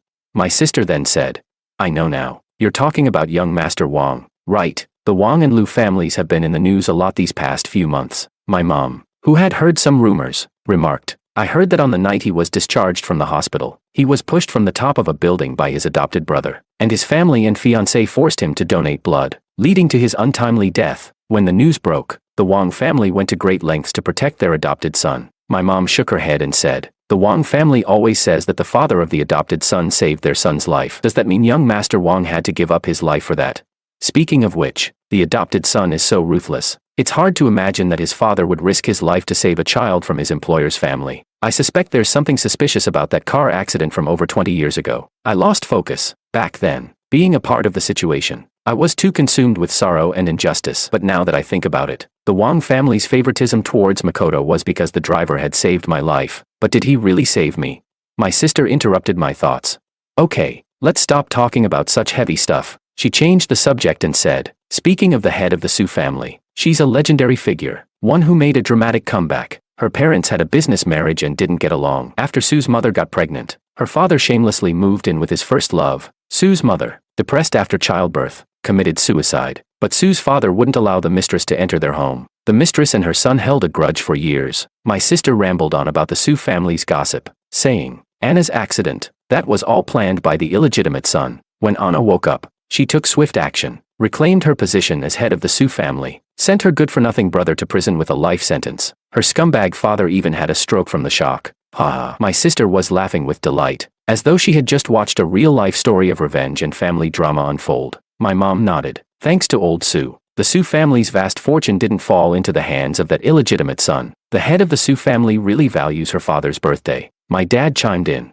Old Sue is actually a stern and conservative man. That child has had a hard time. I quietly listened as Anna's life story was summarized in a few sentences. Behind those words was a heavy past. I wondered if Anna was the first villain to awaken in this world. If she was, I finally understood why she had such an obsessive personality, because I had unknowingly saved her on that snowy night. She had abandoned her plan to destroy the world and entangled herself with me for 3,000 lifetimes. She had never experienced love, which was why she craved it so much, clinging to a bit of warmth, refusing to let go no matter what. As I pondered this, the car stopped in front of the Sue family's old residence. The Sue family was quite the bustling household. Anna had firmly secured her position as the head of the family with ruthless methods, leading the group to new heights. Whether they had received an invitation or not, guests were eager to crowd in and celebrate her father's birthday. In the past few months, the Chan family had also been the center of attention. Guests were fascinated by the story of Chan family's young master, David, who had been brain dead for years, suddenly regaining his consciousness and rising to become a genius artist. Before the car even stopped, all eyes were already on me. People whispered, "Is this really Chan family's young master, David? Just look at his movements, that inherent nobility. It's clear he's been raised by an aristocratic family. Having just regained his senses, he probably hasn't had time to learn all these social etiquettes, right? Maybe he wasn't really stupid all along. He probably didn't want to attend banquets because he was busy thinking up storylines. Otherwise, how could he produce such brilliant artwork all of a sudden?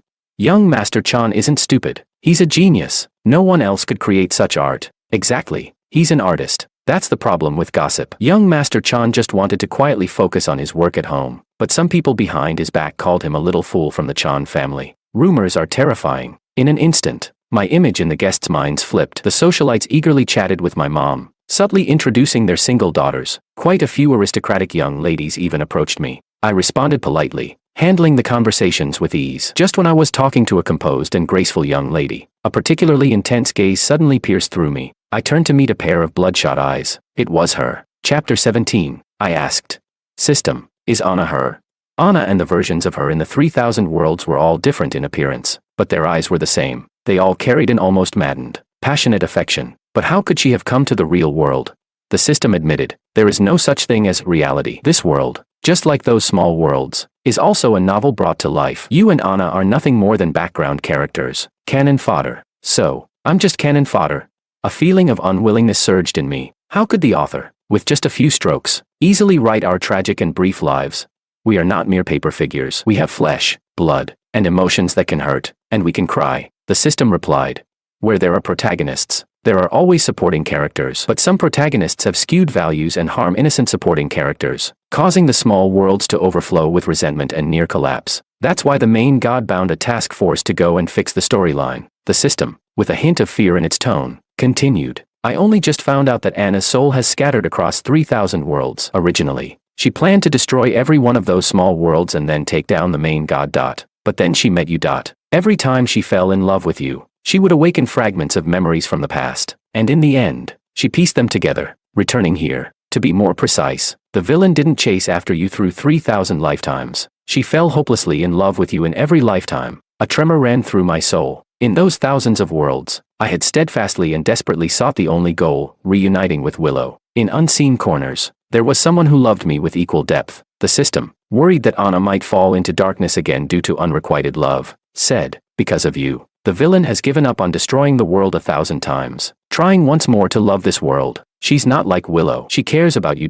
Tears welled up in my eyes. We both loved someone who didn't deserve to be loved. We were both the greatest fools in love. The system read my thoughts and said, how could you not deserve to be loved? You are brave in love and hate, persistent and unyielding, exactly the kind of person suited for the redemption of this crazy, broken soul. Hurry up and throw Willow, that trash, out of your heart, and let Anna take her place. My momentary sadness was shattered by the system's words. I didn't know how to face Anna at this moment. What I saw in her was more of a reflection of my past self, which stirred feelings of guilt and pity. But this wasn't love. After loving one person with all my heart, how could I so easily fall in love with another woman? The system, anxious and spinning in circles, watched as Anna walked up to me. To my surprise, she didn't recognize me on the spot but instead invited me to dance the first waltz of the night. I placed my arm around her slender, soft waist, and with my other hand, I held her delicate, white fingers. We danced in the center of the ballroom, moving with the music, looking into those familiar eyes, feeling the burning, passionate love beneath her calm expression. I recalled how she had silently protected me in every lifetime. I felt a sense of peace. I, who had been discarded by the Wang family and Willow, could still be treasured as someone's priceless gem. People whispered. I have to say, Miss Su and young Master Chan make quite a pair. They both recovered around the same time. Maybe it's fate, a perfect match. They truly are a beautiful couple. The guests' hushed gossip reached the ears of the Chan family. My mom tugged at my dad's sleeve and said, Old Chan. My dad stroked his beard thoughtfully and said, maybe, with David's recent artwork becoming so popular, Miss Su wants to discuss some business cooperation with the Chan family, and that's why she's taking the initiative to get close to David. My mom replied, what if? My dad gently patted her hand and reassured her. Miss Sue is a remarkable young woman. She's a good child. My sister clasped her hands under her chin, eyes sparkling, and said, "Am I going to have a sister-in-law soon? And from F City's top aristocratic family, no less." My mom quickly stopped her. "Don't be silly. Miss Sue might not have such intentions." My sister, linking arms with my mother, said, "Oh, come on, Mom. I'm just happy for my brother. If my brother caught Miss Sue's eye, that's a good thing, right? No matter what. I won't end up like Maria, who ruined her own brother's life and then had a kid with the murderer. Who would be that kind of sister?" My dad sighed and said, "The Wang family used to be a top-tier aristocratic family, and now, just a few months later, they've fallen so low that they're too embarrassed to even attend old Sue's birthday celebration." As the three of them spoke, the music in the dance hall stopped. Anna didn't immediately remove her hand from my shoulder. Her palm, pressing lightly through my thin shirt, sent a warm, ambiguous heat through to my skin. Her obsidian-like eyes fixed on me, she asked, "In this lifetime, should I call you David?" She truly remembered the story of the 3,000 lifetimes and recognized me at first glance. I was deeply moved. She had narrow, deep-set eyes that carried a coldness when facing others, but whenever she looked at me, they were always filled with an intense, unbreakable love. I had rejected her 1,000 times. Maybe this time the ending would be different. Under Anna's hopeful gaze, I slowly raised my hand, my cool fingertips lightly brushing the tear mole at the corner of her eye. I said, "Long time no see, Anna." Anna's eyes turned red with emotion, her body trembling. "In the first lifetime, I was the crown prince, and she was a beggar in the snow. I saved her and named her Anna. After 3,000 lifetimes, she finally heard that name again, Anna." Anna remembered that in one of those lifetimes, she became the first female general of the empire, fought to the death against the enemy, and protected George's kingdom with her life. She fought through her wounds, dying in his arms. George's embrace had been so warm. In every lifetime after that, she had guarded him with her life. This was her crown prince, her light, her salvation. After regaining all her memories and returning to the present, she had thought she would never see him again. But now, he was still here. Anna had so much to say to the crown prince she had longed for day and night. But before she could organize her thoughts, a hysterical shout echoed from the corner of the banquet hall. Then, a figure rushed towards them. George. Chapter 18. When it was heard that Chan family's eldest son, David, would attend Sue family's birthday banquet, Willow, after great effort, finally escaped from the Liu family's old house and arrived here. One of her shoes had even fallen off in the process. She had finally seen her lover, but the sight before her now deeply pierced Willow's eyes. I was standing in front of another woman, gazing at her with a deep affection as if there was no one else around. That woman was someone Willow could recognize even if she turned to ashes. In those small worlds, Anna had relentlessly pursued me 3,000 times. Willow could no longer restrain herself, and rushed forward. Before she could get close to us and take her lover back, she was quickly pinned to the ground by the bodyguards. Willow looked up at me, tears streaming down her face. She said, "George, I finally understand how you feel, thinking that we would finally be reunited, only to see the one I love with someone else. This feeling is unbearable." Anna's expression darkened like ink. It was this woman.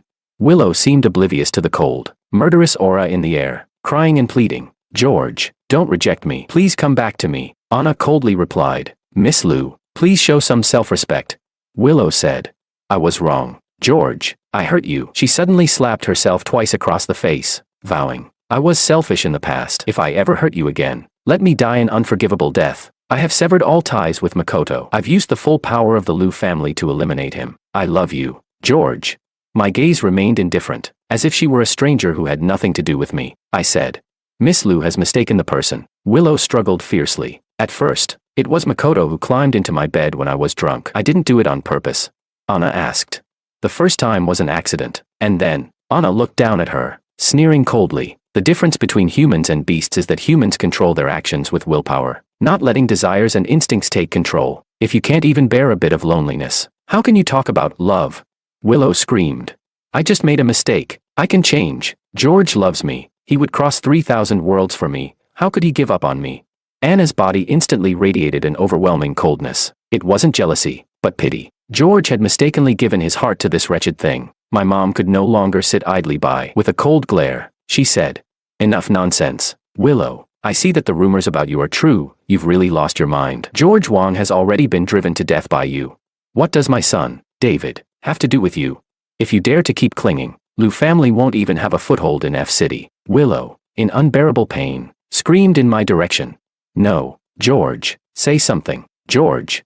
Willow. The sound of frantic footsteps grew closer, and Lou's mother nearly fainted upon seeing this scene. She grabbed Willow, raising her hand to slap her twice. My mom, her face icy as frost, said, "Mrs. Lou, it's one thing if your daughter startled my son, David, but disturbing Sue family's 80th birthday, can Lou family afford the consequences?" Mrs. Lou's face drained of color. To offend both the Chan and Sue families was an added blow to the already fragile state of the Lou family. Lou family might not survive this, Mrs. Lou cursed. "You wretched thing."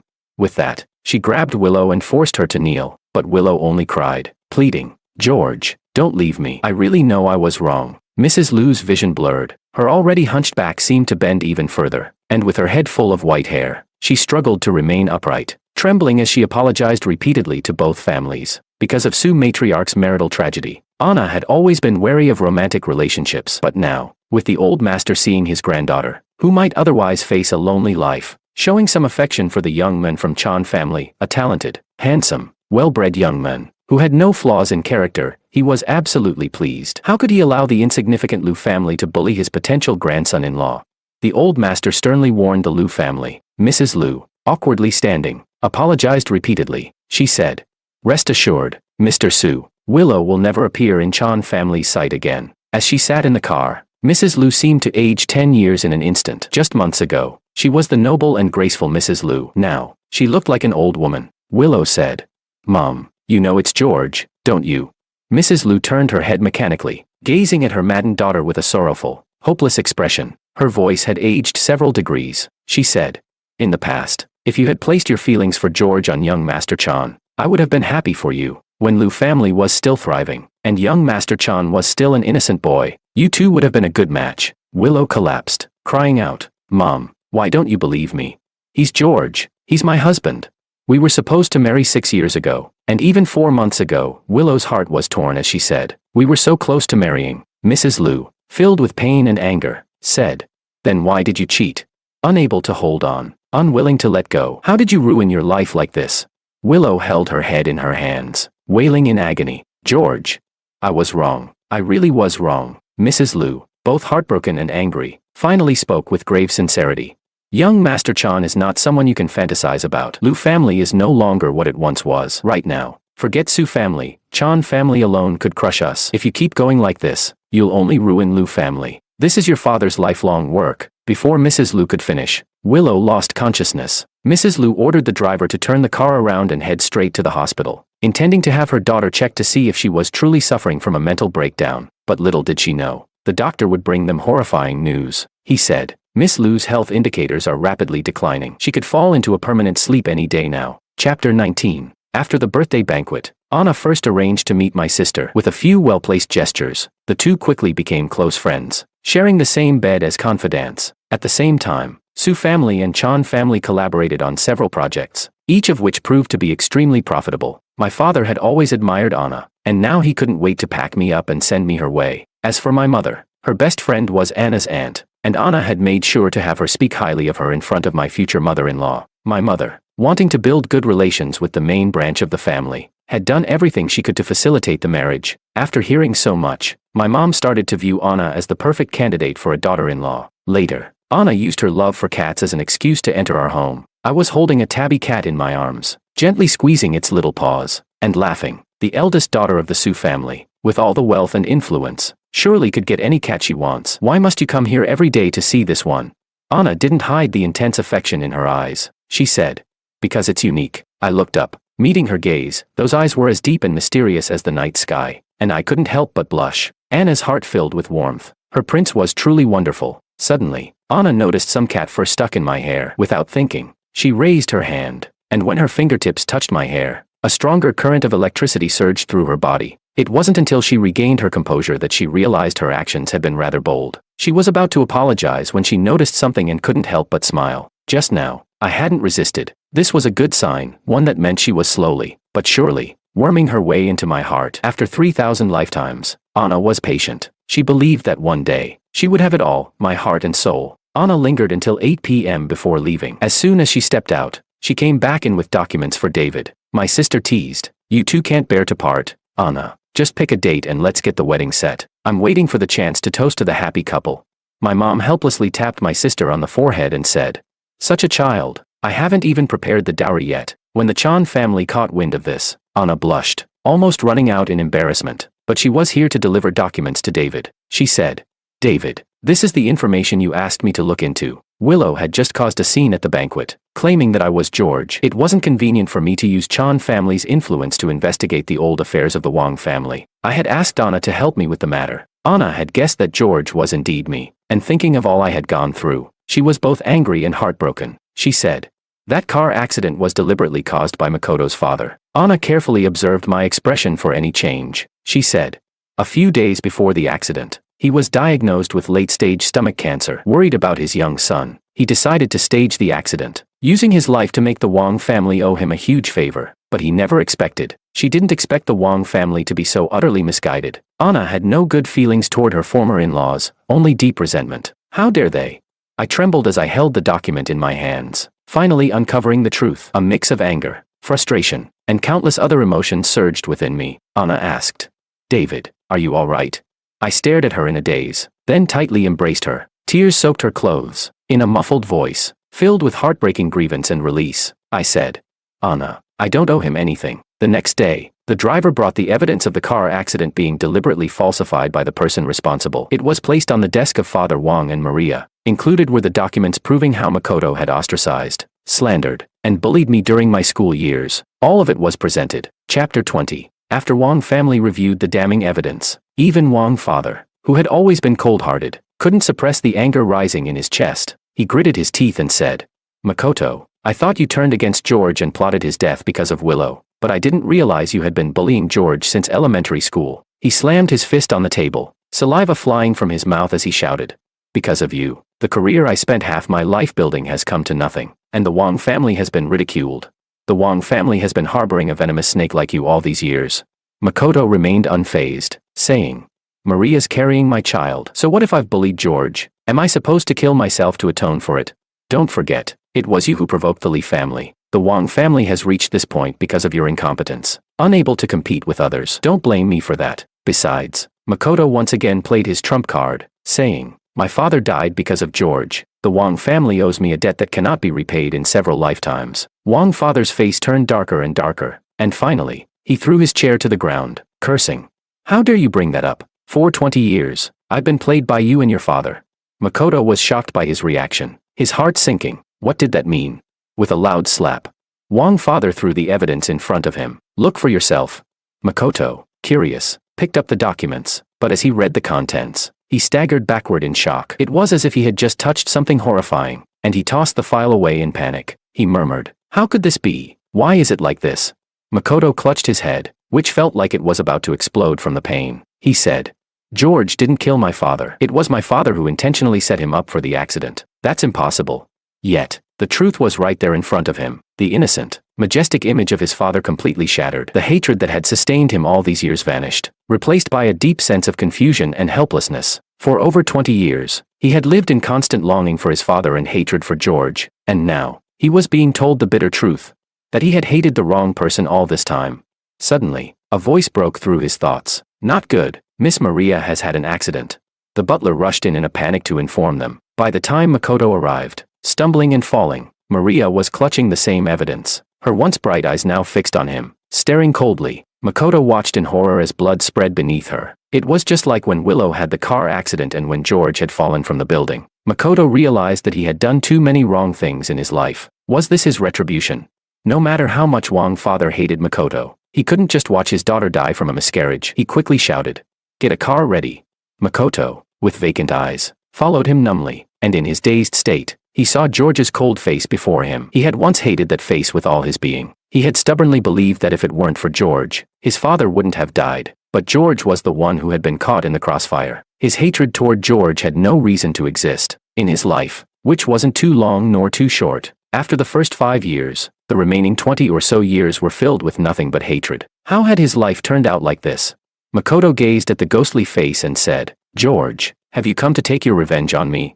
How laughable we are. Ha ha ha. We're all so ridiculous." In the end, the child couldn't be saved. Makoto sat silently beside the hospital bed, saying nothing. Maria, weakly lying in bed, raised her hand after a long while, placing it on her flat stomach. which had yet to return to its former state. Losing a child at such a late stage had nearly cost her life. Her thoughts wandered back to the naive brother who used to protect her. She said, "When my brother was just 5 years old, from that day on, he carried the burden of a life, enduring all kinds of suffering." Maria's voice was faint. She said, "My brother never meant to harm anyone. I've always misunderstood him." Willow was right. "I don't deserve to be his sister." Maria's eyes filled with tears. She said, "I'm sorry, brother. I'm sorry for the child too." Makoto stared blankly into space, numbly listening to Maria's weeping. The child was gone, and Wang's father would no longer protect him. Makoto said, "Maria, I drugged you. I deliberately slept with you and got you pregnant, just to secure a talisman for myself. You were so foolish, enduring all the insults and never speaking the truth. Now the child is gone. There's no reason for our relationship to continue." Maria looked up at him, tears flowing freely, her voice filled with sorrow. "I know you don't love me, Makoto, but I've loved you since I was 18. I pitied your sensitivity and fragility. But why? Why were you so cruel to brother?" The smile on Makoto's lips froze. He couldn't help but wonder, if he hadn't been so obsessed with taking revenge on George, if he hadn't gotten entangled with Willow, that cold, heartless woman, would things have turned out differently?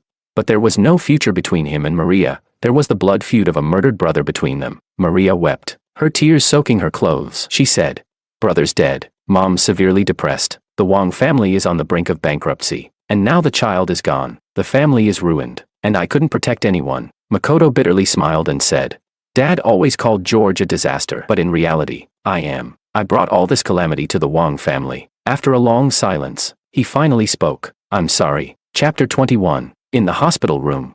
Willow, frail and exhausted, was surprisingly somewhat conscious. She leaned quietly against her pillow, watching a live broadcast. Since the onset of her illness a year ago, her time spent sleeping had only grown longer. Willow knew that one day she would sleep forever. This was her retribution. She had to accept it. Fortunately, this time, she woke up just in time for David and Anna's century wedding. David and George actually didn't resemble each other at all, but Willow could still see in his starry eyes the vivid and lively figure of George from the past. On the television, he gazed affectionately at another woman. Willow remembered. Many years ago, there was a man who looked at her with those same clear and bright eyes, his heart and gaze completely filled with her. When had she lost him? Willow stared at the image of the man dressed in a perfectly tailored suit. She had once been a pathetic, bullied creature, but he had come like a beam of light, forcefully entering her dark, decaying life, leading her into the light. The divine had fallen into the mortal world for her, yet all she had wanted was to drag him down into the mud with her. She had stained him with lies and betrayal. Willow slowly shifted her gaze to the woman in the immaculate wedding dress. There was something familiar about Anna, something she could relate to. They were both obsessed, both mad. The difference was, Anna wouldn't hurt him. She would firmly stand by his side, in a higher place, shining brightly. Willow had long since understood, losing him was what she deserved. She had it coming. The door to the hospital room opened, and Lou Mother hobbled in with a cane, holding a thermal box. She said, "Willow, you're awake. Mom made you the wontons you loved when you were little." Listening to the cheerful voices from the TV, Lou Mother didn't feel the need to keep emphasizing that the man on screen wasn't George. She sat by the bed and opened the food container. As she aged, she had come to terms with many things. She spoke softly, like an ordinary mother. "Makoto has voluntarily confessed. The verdict just came through.